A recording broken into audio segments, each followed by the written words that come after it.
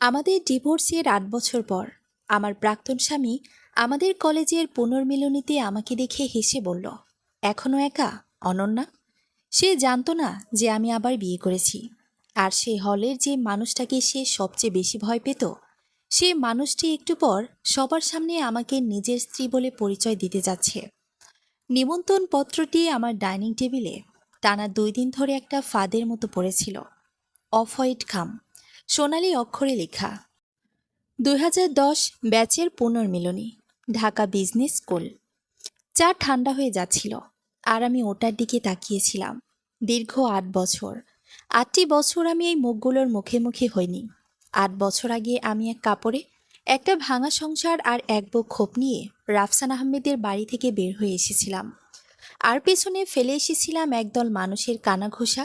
মেয়েটার সংসার ধরে রাখতে পারল না, অথচ একসময় আমাদের ব্যাচের সবচেয়ে মেধাবী মেয়ে বলা হতো আমাকে। তারপর রাফসানের সাথে আমার বিয়ে হলো, আর রাতারাতি আমার পরিচয় হয়ে গেল স্বামী পরিত্যক্তা নারী। মানুষের ড্রয়িং রুমের মুখরোচক গল্প। ৩২ বছর বয়সে এসে আমি একটা জিনিস খুব ভালো করেই বুঝেছি। ডিভোর্স শুধু একটা বিয়ে ভেঙে দেয় না, সমাজকে অধিকার দিয়ে দেয় আপনার নামটা নিয়ে যত্রতত্র চিবিয়ে খাওয়ার। রাফসান এই কাজটা খুব নিখুঁতভাবে করেছিল। সে সবাইকে বলেছিল আমি নাকি বড্ড অহংকারী, ক্যারিয়ার ছাড়া কিছু বুঝি না, ভীষণ কোল্ড আর ঘরকন্ঠার কাজের অযোগ্য। সে কাউকে বলেনি যে সে কিভাবে আমার অল্প বেতনের চাকরিটা নিয়ে প্রতিনিয়ত খোঁটা দিত। বলেনি কিভাবে তার মা আমার আলমারি চেক করত যেন আমি চোর। সে ওই বলেনি যে একদিন সে আমার এমবিবিএস সার্টিফিকেটটা মেঝেতে ছুঁড়ে ফেলে দিয়ে বলেছিল, ডিগ্রি দিয়ে তো আর ভালো বউ হওয়া যায় না। এরপর আমি আর কোনো রিউনিয়নে যাইনি, একটাতেও না। কিন্তু এবার আমন্ত্রণপত্রের নিচে হাতে লেখা একটা লাইন ছিল, প্লিজ এসো অনন্যা, কিছু মানুষের দেখা দরকার, তুমি আজ কোথায় পৌঁছেছ। কোনো নাম সই ছিল না, শুধু ওই একটাই বাক্য। তাই আমি গেলাম। আমি একটা গাঢ় সবুজ রঙের জামদানি শাড়ি পরলাম, কানে ছোট ডায়মন্ডের টপ, আর মুখে সেই শান্ত ভাব যা কোনো প্রশংসার অপেক্ষায় থাকে না। উত্তরার 5 স্টার হোটেলের বলরুমটা ফেয়ারি লাইট আর বিলাসী আবহাওয়ায় ঝলমল করছিল। পুরনো সহপাঠীরা একে অপরকে জড়িয়ে ধরে চিৎকার করছিল। পুরুষরা নিজেদের গাড়ির মডেল নিয়ে বড়াই করছিল, আর নারীরা তুলনা করছিল তাদের সন্তান, বিদেশ ভ্রমণ, স্কিন ট্রিটমেন্ট আর স্বামীদের। আমি রেজিস্ট্রেশন ডেস্কের কাছে পৌঁছানো মাত্রই কেউ একজন ফিসফিস করে আমার নাম উচ্চারণ করল, তারপর আরেকজন। পুরো রুমের মানুষ যেন হঠাৎ আমাকে মনে করতে পারল। অনন্যা রায়হান্না, কতদিন পর? ওকে তো বেশ অন্যরকম লাগছে। একাই এসেছে নাকি? শেষ প্রশ্নটা রাফসানের গলা থেকে এসেছিল। না তাকিয়েও আমি ওই কণ্ঠ চিনতে পারি। ও বাড়ির কাছে একটা নেভি ব্লু স্যুট পরে দাঁড়িয়েছিল। আগের চেয়ে কিছুটা মুটিয়ে গেছে, কিন্তু ঠোঁটের সেই চেনা হাসিটা একই আছে। এমন একটা হাসি যেনই পৃথিবীর সব ডমিনেন্স তারই। তার পাশে দাঁড়িয়েছিল তার দ্বিতীয় স্ত্রী নাবিলা। লাল শাড়ি, হাত ভর্তি সোনার চুড়ি পরে সে আমার দিকে এমন এক অলস ভঙ্গিতে নিয়ে তাকালো, যেন রাতে ঘুমানোর আগে রাফসান তাকে আমার চরিত্রের সবচেয়ে কুৎসিত গল্পগুলো শুনিয়ে ঘুম পাড়াতো। রাফসান ধীর পায়ে আমার দিকে এগিয়ে এলো। অনন্যা, সে বলল, কি সারপ্রাইজ? আমি হাসলাম। রাফসান, তার হাসির ধার আরও বেড়ে গেল। এখনো একাই আছো সব জায়গায়? আশেপাশের মানুষজন এমন ভাব করছিল যেন তারা কিছুই শুনছে না, যার মানে হলো সবাই কান খাড়া করে আছে। নাবিলা মৃদু হাসল। রাফসান আমাকে বলেছিল তুমি নাকি ভীষণ ক্যারিয়ার ওরিয়েন্টেড। কিছু মেয়ে আসলে ফ্যামিলির চেয়ে ফাইলের গুরুত্ব বেশি দেয়। আশেপাশের কয়েকজন অস্বস্তিকর হাসি হাসল। আমি আমার ক্লাস ব্যাগটা শক্ত করে ধরলাম, দুর্বলতার কারণে নয়, বরং পুরনো ক্ষতগুলো তার মালিককে চেনে বলেই। রাফসান আরও একটু কাছে এগিয়ে এলো। তুমি যে আসবে আগে জানালে পারতে, তোমার সাথে বসার জন্য অন্তত একজন পার্টনারের ব্যবস্থা করে দিতাম। তোমার অনেক দয়া, আমি বললাম। সে হালকা হাসল। এটাই তোমার সমস্যা ছিল, অতিরিক্ত ইগো। দেখলে তো অহংকার তোমাকে কোথায় এনে দাঁড় করালো। আমি তার দিকে তাকালাম।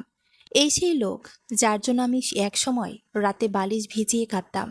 এই সেই লোক যার নাম আমার পাসপোর্ট আর আইডি কার্ড থেকে মুছে ফেলতে গিয়ে আমার হাত কাঁপছিল মাসের পর মাস। অথচ সে ভাবছে সে যেখানে আমাকে ফেলে গিয়েছিল আমি আজও সেখানেই থমকে আছি। সে তার গ্লাসটা বাতাসে তুলল। Two old memories. আর আমাদের নতুন জীবনের জন্য। আমরা অন্তত পরিবার তো গড়তে পেরেছি। নাবিলা আলতো করে তার পেটে হাত রাখল। সে প্রেগনেন্ট। অবভিয়াসলি। পুরো রুমের মানুষ সেটা নোটিশ করল। আর রাফসান ঠিক সেটাই চেয়েছিল। কেউ একজন হাততালি দিল, কেউ অভিনন্দন জানালো। তারপর সে আবার আমার দিকে ঘুরল। তা অনন্যা, এখনই কি কোনো ছোটখাটো ফার্মে চাকরি করছো? আমার হাসি পেয়ে গেল। ছোটখাটো ফার্ম? সে যদি জানতো। কিন্তু কিছু জবাব দেরিতে দিলেই বেশি সুস্বাদু লাগে। চাকরি করছি, আমি সংক্ষেপে বললাম। ভালো। সে উত্তর দিল। একাকী মানুষদের ব্যস্ত থাকাটাই শ্রেয়। কথাগুলো তীরের মতো এসে বিঁধল। ঠিক আগের মতোই নিষ্ঠুর আর চেনা। এক সেকেন্ডের জন্য আমি আবার 24 বছরের সেই মেয়েটি হয়ে গেলাম, যে রাফসানের মায়ের রান্নাঘরে দাঁড়িয়ে কাঁদছিল কারণ একটা রুটি পড়ে গিয়েছিল। আর রাফসান ড্রয়িং রুমে বসে বন্ধুদের বলছিল, বাদ দাও তো, ওসব ফ্যামিলি মেনটেন করা ওর কাজ না। ঠিক তখনই আমার ফোনটা ভাইব্রেট করলো। একটা মেসেজ। Picked up. 5 মিনিটে ঢুকছি। রাফসান নামটা দেখার আগেই আমি স্ক্রিন লক করে দিলাম। ও সেটা খেয়াল করলো। বয়ফ্রেন্ড? সে হেসে জিজ্ঞেস করলো। না। আহা, তাহলে কেউ একজন আছে? নাবিলা মিষ্টি করে হেসে বলল, ভালো তো। একটা ব্যর্থতার পর সবারই তো একজন সঙ্গী দরকার হয়। ব্যর্থতা শব্দটা পুরো সার্কেলের মধ্যে সুগন্ধির মতো ছড়িয়ে পড়ল। দামি কিন্তু পচা সুবাস। আমি আমার জুসের গ্লাসটা টেবিলে রাখলাম। নাবিলা, আমি শান্ত গলায় বললাম, একটা মেয়ের টিকে থাকার লড়াইকে ব্যর্থতা বলো না। শুধু এই কারণে যে একজন পুরুষ তোমাকে তার নিজের সুবিধা মতো বানানো গল্প শুনিয়েছে। নাবিলার মুখের হাসিটা জমে গেল। রাফসানির চোখ দুটো শক্ত হয়ে উঠল। মুখ সামলে কথা বলো অনন্যা। সেই পুরনো হুমকি। আমি একটু স্পষ্ট করে কথা বললেই ও এই টোনে কথা বলতো। আমি উত্তর দেওয়ার আগে হলের লাইটগুলো নিভে গেল। অনুষ্ঠানের হোস্টেজে উঠলেন। লেডিস অ্যান্ড জেন্টলম্যান, ডিনারের আগে আমাদের একটা বিশেষ অ্যানাউন্সমেন্ট আছে। আজ রাতে আমাদের প্রধান অতিথি এমন একজন মানুষ যাকে আপনারা সবাই নামে চেনেন, যদিও সামনাসামনি দেখার সুযোগ হয়নি। পুরো বলরুমে একটা গুঞ্জন শুরু হলো। রাফসান সোজা হয়ে দাঁড়ালো। তার চোখে লোভ আর উচ্চাকাঙ্ক্ষা চকচক করে উঠল। সে ফিসফিস করে নাবিলাকে বলল, ইনি নিশ্চয়ই আরিশ খন্দকার। ওনার সাথে যদি আজ রাতে একটা অ্যাপয়েন্টমেন্ট পাকা করতে পারি। আমাদের কোম্পানির নতুন প্রজেক্ট ডান। আমি এন্ট্রান্সের দিকে তাকালাম। দরজা এখনো খোলেনি। হোস্ট হেসে বলতে লাগলেন, তিনি খন্দকার গ্লোবাল ভেঞ্চার্স এর ফাউন্ডার, বাংলাদেশের অন্যতম বড় এডুকেশন ফান্ডের পেছনের মানুষ, এবং আমাদের আজকের এই রিউনিয়নের পুরো স্পন্সর। রাফসান তার শুটের কাফলিং ঠিক করল। নাবিলা তার শাড়ির আঁচল টেনে নিল। হলের অর্ধেক মানুষ দরজার দিকে ঘুরে তাকালো। তখনই হোস্ট শেষ লাইনটি বললেন, কিন্তু ওনাকে স্টেজে ডাকার আগে ওনার একটা ব্যক্তিগত অনুরোধ আছে। উনি বলেছেন উনি আজ রাতে এখানে কোনো চিফ গেস্ট হিসেবে প্রবেশ করতে চান না, বরং এই 2010 ব্যাচের সবচেয়ে স্ট্রং এবং সাকসেসফুল মেয়েটির স্বামী হিসেবে প্রবেশ করতে চান। রাফসান মনে মনে হেসে ফিসফিস করল, কার ভাগ্য খুলে গেল রে বাবা। ঠিক তখনই বলরুমের বিশাল দরজা দুটো খুলে গেল। আর ভেতরে পা রেখেই দেশের অন্যতম শীর্ষ ব্যবসায়ী আরিশ খন্দকার পুরো হলরুমের ভিড়ের মাঝে সবার প্রথমে যার চক্ষু ছিল সেটি ছিলাম আমি। সে অনুষ্ঠানের হোস্টের দিকে তাকালো না, বড় বড় ইনভেস্টের দিকেও তাকালো না, এমনকি সেসব পুরুষদের দিকেও তাকালো না যারা ইতিমধ্যে হ্যান্ডশেক করার জন্য নিজেদের কোট ঠিকঠাক করে মুখে সেরা হাসিটা ফুটিয়ে হিসাব করছিল কিভাবে এই একটা পরিচয়কে বিজনেসে রূপ দেওয়া যায়। সে শুধু আমার দিকে তাকালো। এক সেকেন্ডের জন্য পুরো রুমের মানুষ যেন কিছুই বুঝতে পারল না। তারপর আরিশ হাসল। সেই হাসিটা খবরের কাগজের পাতায় দেখা কোনো আনুষ্ঠানিক হাসি ছিল না। বিজনেস ম্যাগাজিনের কভারে থাকা সেই মাপা হাসি ওটা ছিল না। ওটা ছিল একদম আসল হাসি, যে হাসিটা আমি রোজ সকালে দেখি যখন ও ব্যালকনিতে এসে দেখে আমি এক কাপ ঠান্ডা চা পাশে নিয়ে মগ্ন হয়ে বই পড়ছি। যে হাসিটা এখনো আমাকে অনুভব করায় দীর্ঘ এতগুলো বছর লোকচক্ষুর আড়ালে থাকার পর অবশেষে কেউ একজন আমাকে খুঁজে পেয়েছে। সে আমার দিকে এগিয়ে এলো, ধীর পায়ে, সুনির্দিষ্ট লক্ষ্য নিয়ে। তার প্রতিটি পদক্ষেপের সাথে সাথে রাফসানের মুখ থেকে কিছু একটা হারিয়ে যাচ্ছিল। প্রথমে গেল আত্মবিশ্বাস, তারপর গেল বিদ্রূপের ভাব, সবশেষে মুখের রং। আরিশ যখন আমার পাশে এসে দাঁড়ালো, রাফসানকে তখন এমন একজন মানুষের মতো দেখাচ্ছিল যে নিজের আয়নায় হুট করে কোনো অপরিচিত মানুষকে দেখছে। সরি, আমার একটু দেরি হয়ে গেল, আরিশ শান্ত গলায় বলল। আমি ওর দিকে তাকালাম। তুমি তো বলেছিলে 5 মিনিট। ঢাকার ট্রাফিক তো আর ভিলিনিয়ার দেখে ভয় পায় না। পুরো রুমে একটা মৃদু হাসির রোল বয়ে গেল, কিন্তু সেটা ছিল ভীষণ নার্ভাস এক হাসি, কারণ সবাই তখন আমাদের দিকেই তাকিয়ে। আরিশ এবার রাফসানের দিকে ঘুরল, রুক্ষভাবে নয়, নাটকীয়ভাবেও নয়, ঠিক যতটুকু দরকার। মিস্টার আহমেদ, সে বলল। রাফসান চোখের পলক ফেলল। আপনি আমাকে চেনেন? আরিশের হাসিটা আগের মতোই শান্ত রইল। যারা প্রতি সপ্তাহে আমার অফিসে প্রপোজাল পাঠায় তাদের বেশিরভাগকেই আমি চিনি। রাফসান শুকনো ঢোক গিলল। অবশ্যই স্যার, আমি আসলে আমাদের লজিস্টিক্স এক্সপেনশন নিয়ে আপনার সাথে দেখা করার চেষ্টা করছিলাম। আরিশ এক হাত তুলে তাকে থামিয়ে দিল। আজকের রাতটা ওসবের জন্য নয়। তারপর সে আমার হাতটা নিজের হাতের মুঠোয় নিল। আমাকে প্রদর্শনের জন্য নয়, বা কোনো জেদ দেখানোর জন্যও নয়, শুধু এই কারণে যে যখনই আশেপাশের পরিবেশটা একটু বেশি রূঢ় হয়ে ওঠে, ও সবসময় এভাবে আমার হাত ধরে। তার আঙ্গুলগুলো আমার আঙ্গুলের ফাঁকে আটকে গেল, উষ্ণ, স্থির, এক টুকরো চেনা আশ্রয়। অনুষ্ঠানের হোস্ট হঠাৎ করে তার বক্তব্যের কথা মনে করে মাইক্রোফোনে বলে উঠলেন, ladies and gentleman, please welcome mister Arish Khandakar এবং ওনার সহধর্মিণী মিসেস অনন্যা খন্দকার। সহধর্মিণী শব্দটার রেশমি কাপড়ের নিচে লুকিয়ে থাকা বজ্রপাতের মতো পুরো হলেই ছড়িয়ে পড়ল। নাবিলার মুখের হাসিটা সবার আগে মিলিয়ে গেল। রাফসান আমাদের জোড়া হাতের দিকে তাকিয়ে রইল, তারপর আমার মুখের দিকে, তারপর আরিশের দিকে। তার মুখটা সামান্য হা হয়ে গেল, কিন্তু কোনো শব্দ বের হলো না। পেছন থেকে কেউ একজন ফিসফিস করে বলল, ওনার স্ত্রী। আরেকটা কণ্ঠ বলল, অনন্যা আরিশ খন্দকারকে বিয়ে করেছে। তারপর তৃতীয় একটা মৃদু কিন্তু নিষ্ঠুর কণ্ঠ ভেসে এলো, রাফসান এটা জানতো না।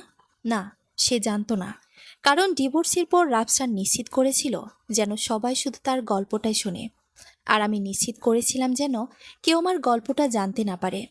আমি আমাদের বিয়ের কোনো ছবি সোশ্যাল মিডিয়ায় পোস্ট করিনি, কলেজের গ্রুপগুলোতেও আমার নতুন জীবনের কোনো ঘোষণা দিইনি, আদালতের প্রমাণের মতো পুরনো সহপাঠীদের কাছেও আমার সুখের কোনো প্রমাণ পাঠাইনি। আমি শুধু বেঁচে ছিলাম, আর এই নিস্তব্ধতার মধ্যে সুন্দরভাবে বেঁচে থাকাটাই এমন এক প্রতিশোধ হয়ে উঠেছিল যা রাফসান কখনো কল্পনাও করতে পারিনি। আরিশ আমার পিঠে আলতো করে হাত রাখল। যাবে? আমি বুঝলাম ও কি বলতে চাইছে। স্টেজ, এই রুম ভর্তি মানুষ, আর এই মুহূর্তটা। আমি মাথা নাড়ালাম। আমরা দুজনে একসাথে রাফসানের পাশ কেটে হেঁটে গেলাম। নাবিলা হাত টেনে ধরার আগ পর্যন্ত ও একচল নড়েনি। ও যখন এক পা পিছিয়ে গেল, আমি শুনলাম ও ফিসফিস করে ডাকল, অনন্যা। আমি থামলাম না। স্টেজের আলোটা বেশ উষ্ণ, কিছুটা তীব্র ছিল। সেখান থেকে হলের প্রতিটি মুখ স্পষ্ট দেখা যাচ্ছিল। পুরনো বন্ধু, পুরনো বিচারক, পুরনো গাল গল্পকারী মানুষগুলো, যে মানুষগুলো একসময় আমার পতন দেখেছিল এবং সেটাকে বিনোদন হিসেবে নিয়েছিল, যে মানুষগুলো কখনো জানতে চায়নি আমি কেমন আছি, কারণ আমার কষ্টের চেয়ে রাফসানের বানানো গল্পটা তাদের কাছে বেশি মুখরোচক ছিল। আরিশ মাইক্রোফোনটা হাতে নিল। আমাকে আমন্ত্রণ জানানোর জন্য ধন্যবাদ, সে বলল। যদিও টেকনিক্যালি ইভেন্টটা স্পন্সর করার জন্য আমি নিজেই নিজেকে আমন্ত্রণ জানিয়েছি। মানুষজন হেসে উঠল। এবার হাসিটা ছিল স্বাভাবিক। সে বলতে থাকল, আমি আজ রাতে এসেছি কারণ আমার স্ত্রী এখানে পড়াশোনা করেছে। সেই জায়গার কথা এক ধরনের জটিল ভালোবাসা নিয়ে বলে। জটিল ভালোবাসা শব্দটা একদম আরিশের মতোই। ও কখনো ক্ষতগুলোর অনুমতি না নিয়ে সেগুলোকে বক্তৃতায় রূপ দেয় না। যখন অনন্যার সাথে আমার প্রথম দেখা হয়, আরিশ বলল, সে তখন আমাদের একটা এডুকেশন ফান্ডের লিডারশিপ রোলের জন্য ইন্টারভিউ দিচ্ছিল। বোর্ডের বাকি মেম্বাররা গ্রোথ নিয়ে একটা চমৎকার কর্পোরেট উত্তরের আশা করছিল। তার বদলে সে 15 মিনিট ধরে ব্যাখ্যা করেছিল কেন প্রতিভাবান নারীরা এমন সিস্টেম ছেড়ে চলে যেতে বাধ্য হয়, যা তাদের উচ্চাকাঙ্ক্ষাকে সবসময় স্বার্থপরতা বলেই আখ্যা দেয়। আমার গলাটা বুঝে এলো। আমার সেই ইন্টারভিউটার কথা মনে পড়ে গেল। আমার পরনে ছিল একটা সাধারণ নীল রঙের সুতি শাড়ি। আত্মবিশ্বাসটা ছিল ধার করা।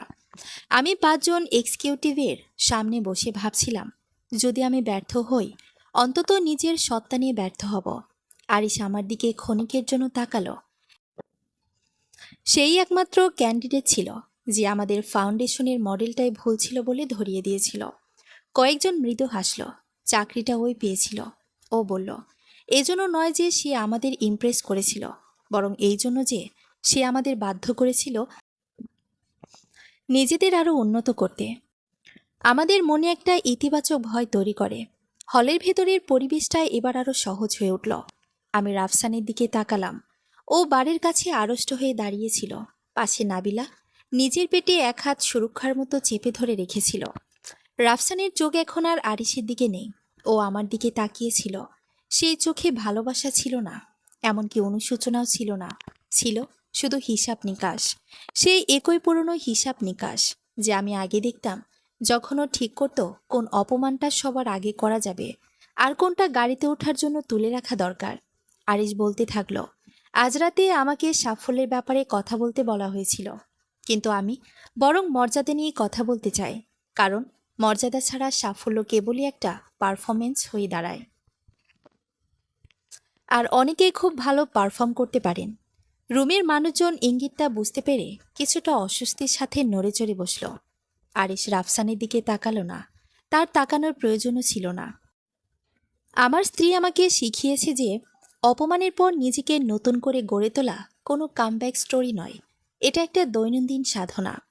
কখনো কখনো এর মানে হলো হাত কাঁপতে থাকা সত্ত্বেও একটা নতুন ফ্ল্যাটের লিজে সই করা। কখনো এর মানে হলো রাতের খাবারে একাকী বসে থাকা, তাও সে মানুষের কাছে ফিরে না যাওয়া যে তোমাকে ভেঙে চুরমার করে দিয়েছিল। কখনো এর মানে হলো এত নীরবে একটা নতুন জীবন গড়ে তোলা, যাতে যারা তোমাকে জীবন্ত কবর দিয়েছিল তারা যেন তোমার কবরের সাথে কথা বলতে থাকে। আমার চোখ দুটো ভিজে উঠছিল। আমি নিচের দিকে তাকালাম। আরিশের বুড়ো আঙ্গুলটা আমার হাতের আঙ্গুলের ওপর আলতো করে নড়ে উঠল। ছোট কিন্তু ভরসা জাগানিয়া একটা স্পর্শ। আমি কাঁদলাম না, এখানে নয়, ওদের সামনে তো নয়ই। তারপরও হাসল। তাই আজ রাতে আমি আমার বক্তব্য সংক্ষিপ্ত করব। 2010 ব্যাচ, আপনাদের অভিনন্দন। আপনাদের মধ্যে কেউ কোম্পানি গড়েছেন, কেউ পরিবার গড়েছেন, আর কেউ নিজেদের নতুন করে গড়েছেন। যখন মানুষ আপনাদের নীরবতাকে পরাজয় ভেবে ভুল করেছিল, এই শেষ কাজটাই সবচেয়ে কঠিন। হাততালি শুরু হলো। প্রথমে ধীর, তারপর সেটা জোরালো হয়ে উঠল।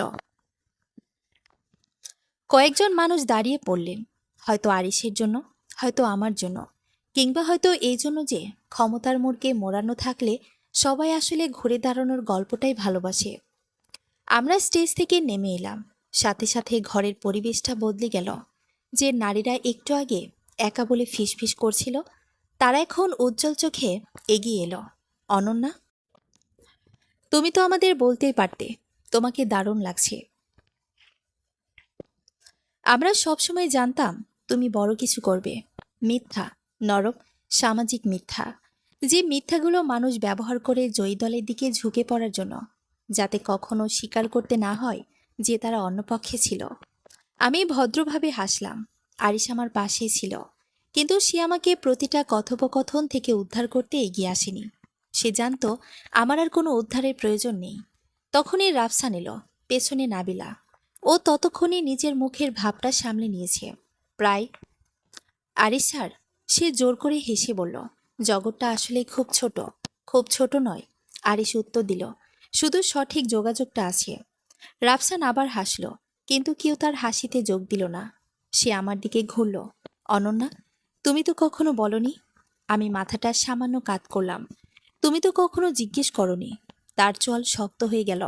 নাবিলা এগিয়ে এলো। অভিনন্দন, সে বলল, কিন্তু শব্দটা কেমন যেন তেতো শোনালো। ধন্যবাদ, আমি উত্তর দিলাম। তার চোখ আমার হাতের দিকে গেল। আমার বিয়ের আংটিটা ছিল খুব সাধারণ, প্ল্যাটিনামের, কোনো বিশাল ডায়মন্ড ছিল না তাতে। জাঁকজমকহীন। ব্যঙ্গ করার মতো কিছু খুঁজে না পেয়ে সে যেন কিছুটা হতাশ হলো। রাফসান বলল, আমি তোমার জন্য খুশি। না, তুমি নও। কথাটা খুব শান্তভাবে আমার মুখ থেকে বের হলো। আমাদের চারপাশের বাতাস যেন হঠাৎ থমকে গেল। আরিশ এক চুল নড়ল না। নাবিলার চোখ বড় বড় হয়ে গেল। রাফসানের হাসিটা কঠিন হয়ে উঠল। এখনো আগের মতোই ডিরেক্ট কথা বলো, এখনো আগের মতোই সৎ। সে চারদিকে তাকালো, বুঝতে পারল মানুষ আবার তাদের কথা শুনছে। জানো অনন্যা, আমরা একটু আগে জাস্ট মজা করছিলাম, তাই কি? নাবিলার মুখ লাল হয়ে গেল। রাফসান গলা নামিয়ে বলল, ব্যাপারটা ওয়াকআউট করো না। আমার হাসি পেয়ে গেল। ওয়াকওয়ার্ড? যারা নিজেরা নিষ্ঠুরতা তৈরি করে এবং পরে তার প্রতিধ্বনিকে ভয় পায়, এটা তাদের প্রিয় শব্দ। তুমি তোমার বন্ধুদের সামনে আমাকে একা এবং ব্যর্থ বলেছ। আমি বললাম। তার চোখ আরিশের দিকে গেল। আমি ওভাবে বোঝাতে চাইনি, তুমি ওভাবেই বুঝিয়েছ। সে দমে গেল। আমি এবার তার দিকে ঠিকঠাক তাকালাম। বছরের পর বছর ধরে আমি এই মুহূর্তটার কথা কল্পনা করেছি। কখনো ভেবেছি আমি চিৎকার করব, কখনো ভেবেছি তাকে আমার প্রতিটা অ্যাওয়ার্ড, প্রতিটা আর্টিকেল, প্রতিটা ইনভাইটেশন দেখাবো, প্রমাণ করব যে তার চলে যাওয়ার পর আমি মরে যাইনি। কিন্তু আজ তার সামনে দাঁড়িয়ে আমি একদম অপ্রত্যাশিত কিছু অনুভব করলাম। জয় নয়, বরং একটা বিশাল দূরত্ব। আমার স্মৃতির চেয়ে তাকে আজ অনেক ছোট লাগছিল। আমার কষ্ট একসময় তাকে বিশাল বানিয়েছিল।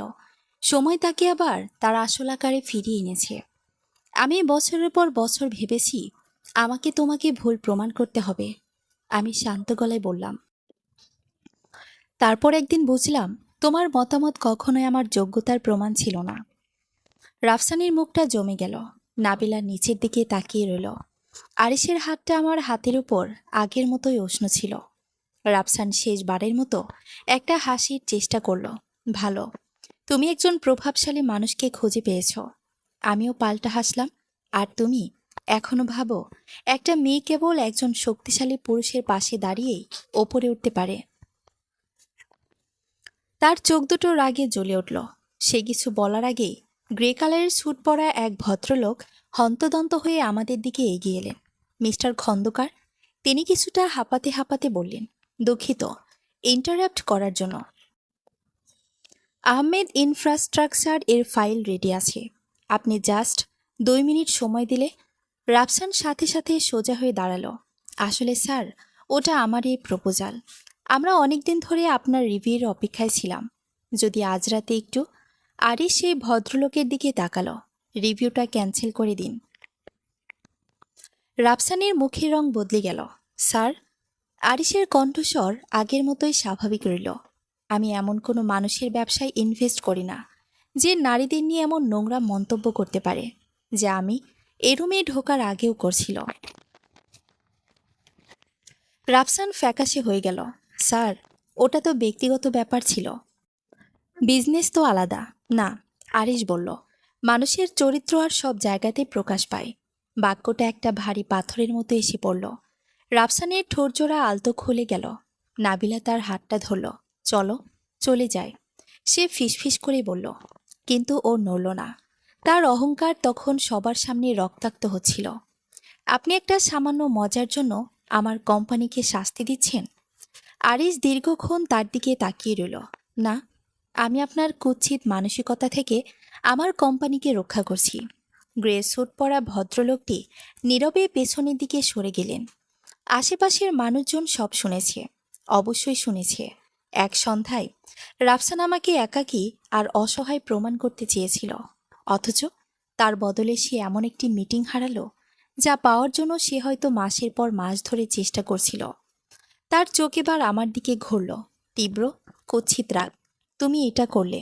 এই তো, এই হলো এই ধরনের পুরুষদের আসল রূপ। যখন তারা তোমাকে আঘাত করবে, সেটা তাদের ব্যক্তিগত ব্যাপার, আর যখন তার ফলাফল সামনে আসবে, তখন সেটা তোমার নিষ্ঠুরতা। না, আমি বললাম, আমি শুধু একটা রিউনিয়নে এসেছি, বাকিটা তুমি নিজেই করেছ। নাবিলা হঠাৎ বলে উঠল, রাফসান, থামো এবার। তার গলাটা এবার অন্যরকম শোনালো, মিষ্টি নয়, কোনো সাজানো সুরও নয়, ভীষণ ক্লান্ত। সে নাবিলার দিকে ঘুরে চিৎকার করে উঠল, তুমি মাঝখানে কথা বলবে না। নাবিলা কিছুটা কুঁকড়ে গেল, খুব সামান্য, প্রায় অদৃশ্য একটা ভয়ের অভিব্যক্তি। কিন্তু আমি সেটা দেখতে পেলাম, কারণ একসময় আমি নিজেই সেই নারী ছিলাম যে আড়ালে কুঁকড়ে যেতে শিখেছিল, যাতে কেউ তার কান্নাকে দুর্বলতা না বলতে পারে। আরিশও সেটা দেখল। তার চোখ নাবিলার থেকে রাফসানের দিকে গেল। আমরাও তাই। পুরো সন্ধ্যায় এই প্রথমবার নাবিলাকে সেই নারী মনে হলো না যে আমাকে উপহাস করেছিল। তাকে এমন এক নারী মনে হলো যে আমার অতীতের একটা প্রতিচ্ছবির পাশে দাঁড়িয়ে আছে। এক হাত নিজের অনাগত সন্তানের উপর রেখে হঠাৎ বুঝতে পারছে নিষ্ঠুর পুরুষদের বলা গল্পগুলো প্রায়শই তাদের নিজেদের ভবিষ্যতের পূর্বাভাস হয়ে দাঁড়ায়। আমি তার দিকে তাকালাম। নাবিলা, সে চোখের পলক ফেলল। কাউকে কখনো তোমাকে এতটা ছোট করতে দিও না, শুধু এই কারণে যে সে অন্য কাউকে অযোগ্য বলে প্রমাণ করতে চেয়েছিল। তার মুখের ভাব বদলে গেল। রাফসান গর্জে উঠল, আমার স্ত্রীর সাথে কথা বলবে না। আমি তার দিকে তাকালাম। ঠিক বলেছ। শব্দটা একদম সঠিক জায়গায় লাগলো। তার স্ত্রী, তার সম্পত্তি, তার তৈরি করা গল্প, তার পুরনো প্যাটার্ন। নাবিলা তার পেটের ওপর হাতটা আরো শক্ত করে চেপে ধরল।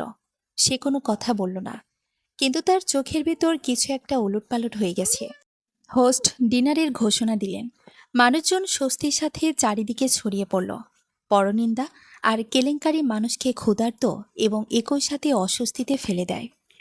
আমি ভেবেছিলাম আজকের রাতের সবচেয়ে খারাপ অংশটুকু শেষ হয়ে গেছে, কিন্তু আমি ভুল ছিলাম।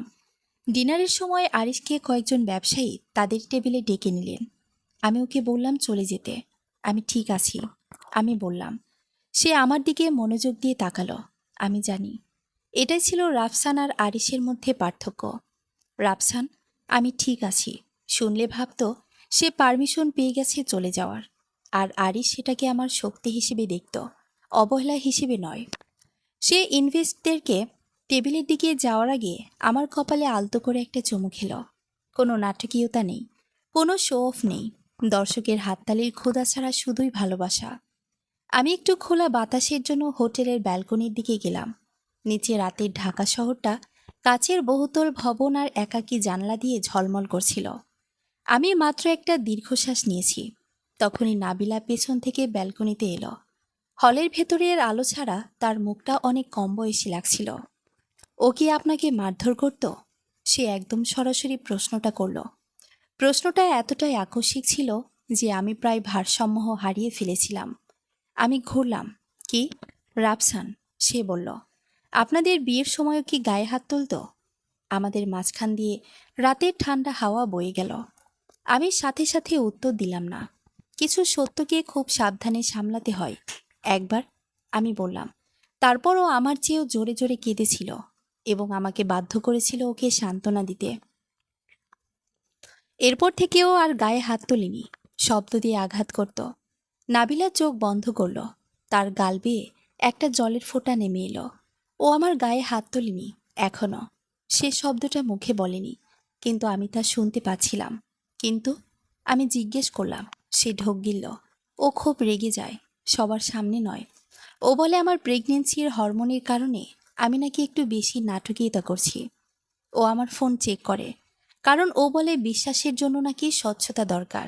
ও আমার পুরনো বন্ধুদের সাথে আমাকে দেখা করতে দিতে চায় না। ও বলে বাচ্চার জন্মের পর আমার আর চাকরি করার দরকার নেই, বাচ্চাদের নাকি মায়ের কাছেই থাকা উচিত। আমার বুকটা ভারী হয়ে এলো। অন্য একটা দশক, কিন্তু স্ক্রিপ্টটা একদম এক। আমি পুরোপুরি তার দিকে ঘুরলাম। তোমার কি নিজের কোনো ব্যাংক অ্যাকাউন্ট আছে? সে কিছুটা লজ্জিত দেখালো। ও বলেছিল জয়েন্ট অ্যাকাউন্ট করাই ভালো। তোমার দরকারি কাগজপত্র সব ওর বাড়িতে, ফটোকপি আছে? সে মাথা নাড়ল। আমি আমার ক্লাস ব্যাগটা খুললাম, একটা কার্ড বের করে তার দিকে বাড়িয়ে দিলাম। আমার লয়ারের কার্ড। আরিশের লয়ার নয়, আমার নিজের।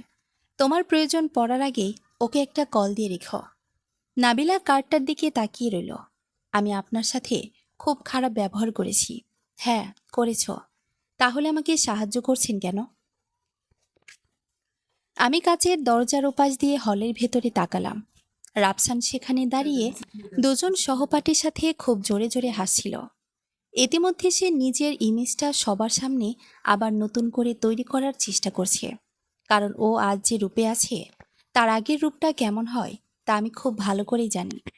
সে কাঁপানো আঙ্গুলে কার্ডটা নিল, তারপর ফিসফিস করে বলল, ও আমাকে বলেছিল আপনি নাকি চলে গেছেন কারণ আপনার বাচ্চা হচ্ছিল না। 1 সেকেন্ডের জন্য আমার নিঃশ্বাস বন্ধ হয়ে গেল। এই তো সেই মিথ্যা। যা আমি কখনো সবার সামনে খণ্ডন করিনি। সেই ক্ষত যাও বছর পর বছর ধরে বিক্রি করে এসেছে।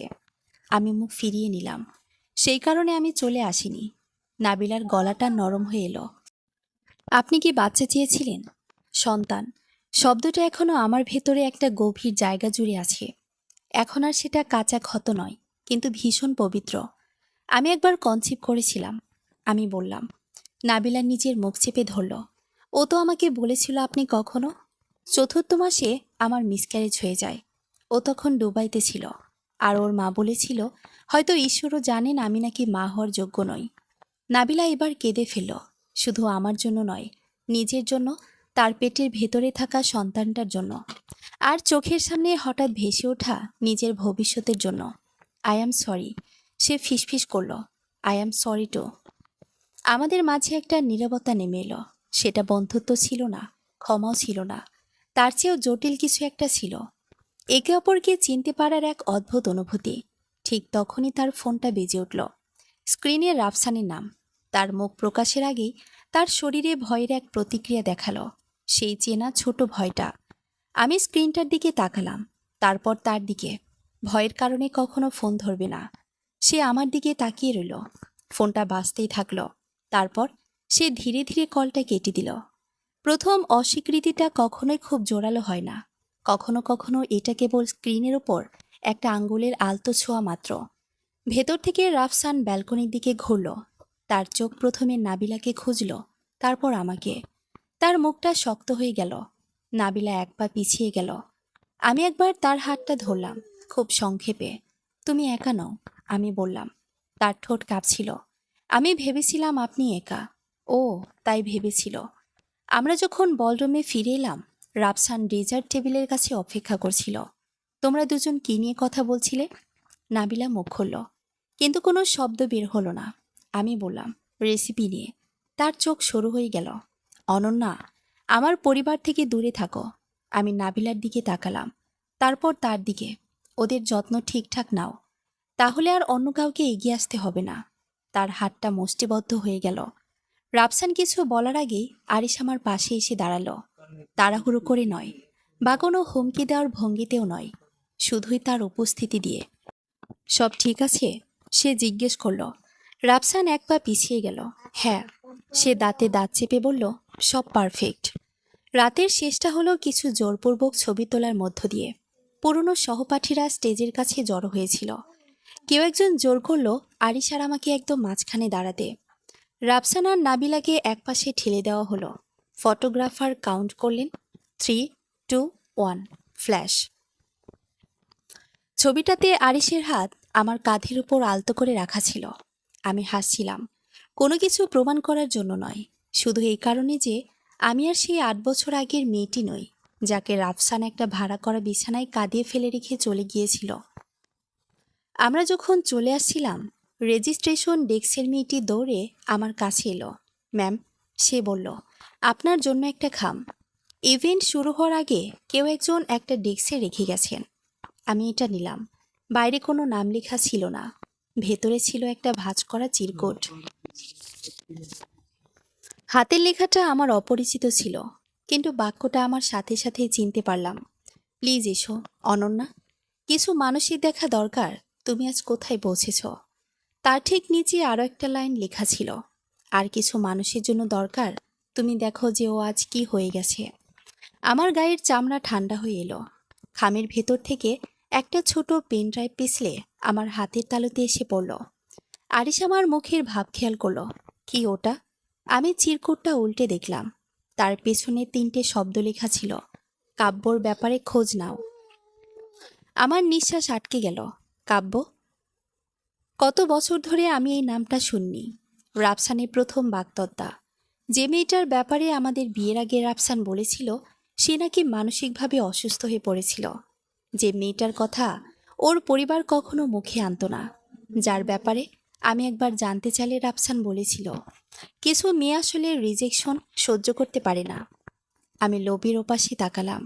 রাফসান আর নাবিলা এক্সিটের কাছে দাঁড়িয়েছিল। ও নাবিলার কনুইটা একটু বেশি শক্ত করে ধরে রেখেছিল। নাবিলা পেছনের দিকে ঘুরে আমার দিকে তাকাচ্ছিল। সেই চোখে আর উপহাস ছিল না, ছিল এক ধরনের ভয় আর এক বুক ভরসা। পেনড্রাইভটা আমার হাতে ভীষণ ভারী মনে হচ্ছিল। আরিশের গলা নেমে এলো, অনন্যা। আমি আমার স্বামীর দিকে তাকালাম, যে এই হলে পা রেখে আমাকে নিজের স্ত্রী বলে ডেকেছিল, কোনো মালিকানা জাহির করার তাগিদ ছাড়াই। তারপর আমি তাকালাম রাফসানের দিকে, যে বছরের পর বছর ধরে নারীদের নিজের বানানো গল্পের নিচে কবর দিয়ে এসেছে। আমার মনে হয় আমি ধীর গলায় বললাম, আজকের রাতটা শুধু আমার একার ব্যাপারে ছিল না। বাইরে ভ্যালির ড্রাইভার আমাদের গাড়িটা নিয়ে এলো। আমার ক্লাচ ব্যাগের ভেতর পেন ড্রাইভটা একটা বন্ধ ঘরের মতো অপেক্ষা করছিল। নাবিলার ফোনটা আবার ভাইব্রেট করে উঠল, আর রাফসান তাকে টানতে টানতে দরজার দিকে নিয়ে গেল। আর এই রিউনিয়ন শুরু হওয়ার পর এই প্রথমবার আমার ভেতরে কোনো রাগ ছিল না, ছিল শুধু একটা তীব্র তাগিদ। কারণ যদি কাব্যের গল্পটা ওই ড্রাইভের ভেতর লুকিয়ে থাকে, তবে রাফসান শুধু আমার অতীতটাই ধ্বংস করেনি, আমার আগেও সে অন্য কারোর ওপর এই খেলাটা প্র্যাকটিস করেছিল। আর আজ সে দাঁড়িয়ে আছে অন্য এক নারীর পাশে, এক গর্ভবতী নারী, যে আমার লয়ারের কার্ডটা আমার লাইফ লাইনের মতো ধরে রেখেছে। আরি যখন গাড়ির দরজাটা খুলে দিল, আমি শেষবারের মতো হোটেলের প্রবেশপথের দিকে তাকালাম। নাবিলা তখনও পেছনের দিকে তাকিয়েছিল। আমি হাতটা সামান্য তুললাম। ওটা বিদায় জানানো ছিল না, ওটা ছিল একটা প্রতিজ্ঞা। সেদিন রাতে আমি বাড়ি ফিরেছিলাম শুধু রাফসানের অবহেলিত সে ডিভোর্সি নারী হিসেবে নয়, এমনকি আরিশ খন্দকারের স্ত্রী হিসেবেও নয়। আমি ফিরেছিলাম এমন এক নারী হিসেবে যে অবশেষে বুঝতে পেরেছে নিজের বেঁচে থাকা বা ঘুরে দাঁড়ানো যতক্ষণ পর্যন্ত পূর্ণতা পায় না, যতক্ষণ না আপনি ঘুরে দাঁড়িয়ে পরবর্তী মানুষটার জন্য দরজাটা খোলা রেখে আসেন। সমাপ্ত।